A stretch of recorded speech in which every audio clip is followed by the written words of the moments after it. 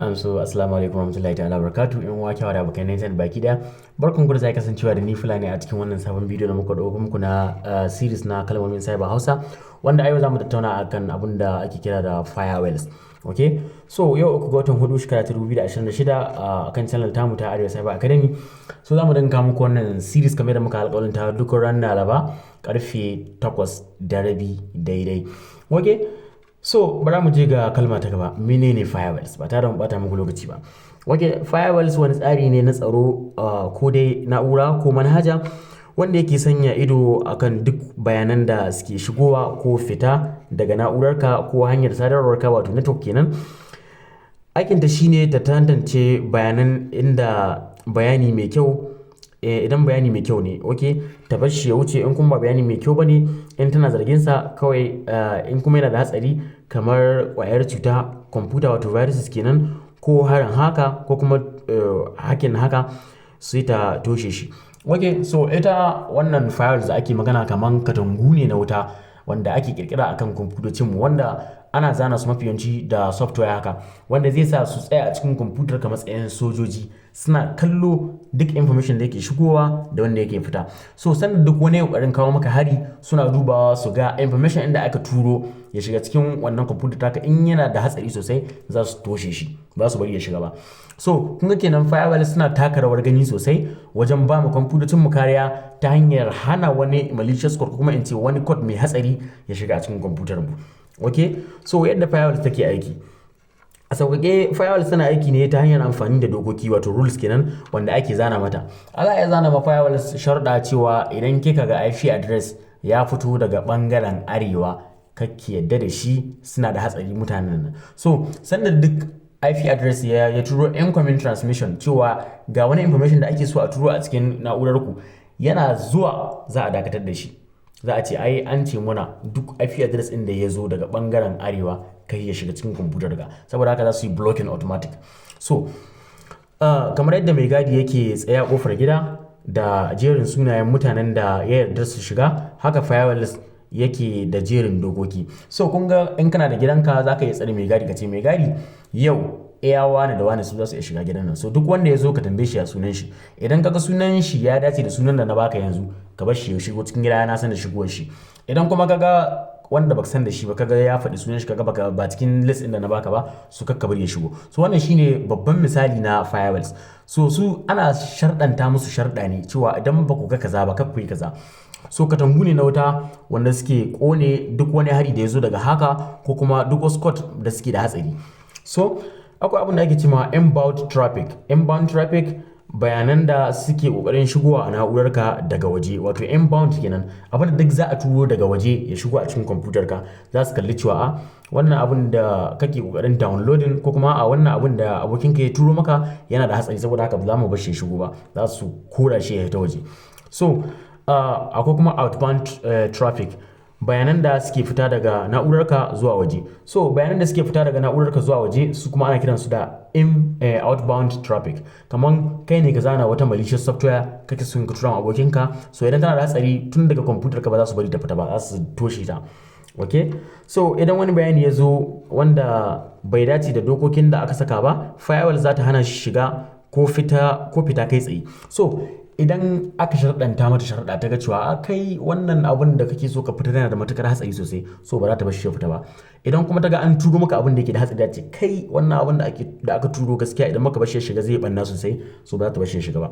So firewalls kenan idan mun fahimta za mu kalli cewa mai gadi ne da yake kan na'urorinku wanda ake ba shi sharɗa ya bi domin kiyaye na'urorinku ko kuma bayananku. Okay, so muna da rabe-raben firewalls. Firewalls sun kasu kashi-kashi.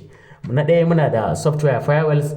Wannan manhaja ce da take cikin kwamfuta, misali Windows Defender firewalls tana kare na'urarka, tana kare na'ura ɗaya ce kacal. Okay, so a cikin kowace Windows operating system naku akwai abin da ake kira da Windows Defender, wanda kamfanin Windows su suka kirkira wannan application da yake cikin kwamfutar ku, wanda su suka kirkira abun su suka sharɗanta masa sharɗa cewa idan ya ga abu kaza ya dakatar, idan ya kaza. So zai sauwaka musu wajen tabbatar muku da cewa abubuwan da kuke basu a cikin kamfanin su ko kuma a cikin manhajojin su ko kuma a cikin wayoyin na'urorin su da suka sayar muku suna cikin aminci.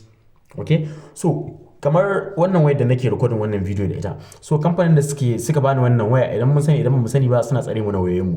To kun ga ba waya ɗaya bace suka kirkira, ba waya biyu bace suka kirkira, so sai suka zo da wani tsari na zana software wadda take da hankali.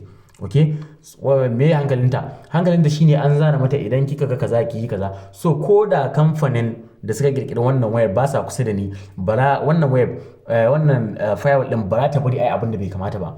Okay, so na biyu kuma muna da hardware firewalls. Wannan na'ura ce ta zahiri wacce ake sakawa tsakanin internet da dukkan na'urori ko kuma kamfani ko gida. Tana kare dukkan na'urorinku da suke karkashinta a lokaci guda. So ita hardware kamar ita kuma wani router ce zaka so, ko kuma in ce wani dan device ne zaka so wanda yake kamanceceniya da router, wanda a cikin shi in kai connecting da shi zai iya kare maka devices ko kuma in ce na'urori da dama. So za ka kalli cewa banki suna da irin wannan firewalls wanda yake kula da kwamfuta 50, kwamfuta 20, wanda duk harin da zai shigo a cikin ɗayan biyun wannan kwamfutocin ba za a bar shi shigo ba, saboda yana da hardware firewalls. Manyan kamfanin su suke amfani da hardware firewalls, amma mafi yawanci Windows operating systems naku suna zuwa by default da Windows Defender. Okay, so me yasa firewalls take da muhimmanci? Hana hare-hare wato blocking attacks kenan, tana toshe hackers da suke kokarin shiga kwamfutar ka ba tare da izini ba. So amfanin ta ne ake faɗi anan. So kun ga tana kakkare hare-hare wanda suke shigowa a kan kwamfutocin ku, kuma tana ba ku tabbacin cewa duk wani hacker da ya turo muku hari ba za ta bar shi ya shigo ba.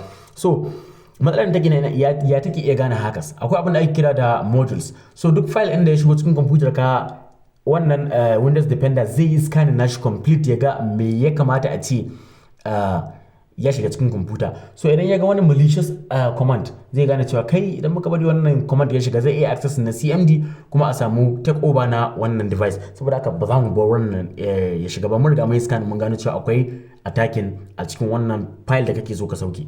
Okay, so kula da zirga-zirga wato traffic kenan, monitoring, tana nuna maka abinda na'urarka take yi a yanar gizo. Okay, so ita wannan firewalls kuma za ta iya shiga tsakaninka da internet. Za ta ga abin da kake tura ma internet, za ta ga abin da internet yake tura maka. Ta nan za ta iya gane cewa okay ga abin da yake faruwa. So in ta gano kuma abin da bai kamata ba, za ta iya tarewa.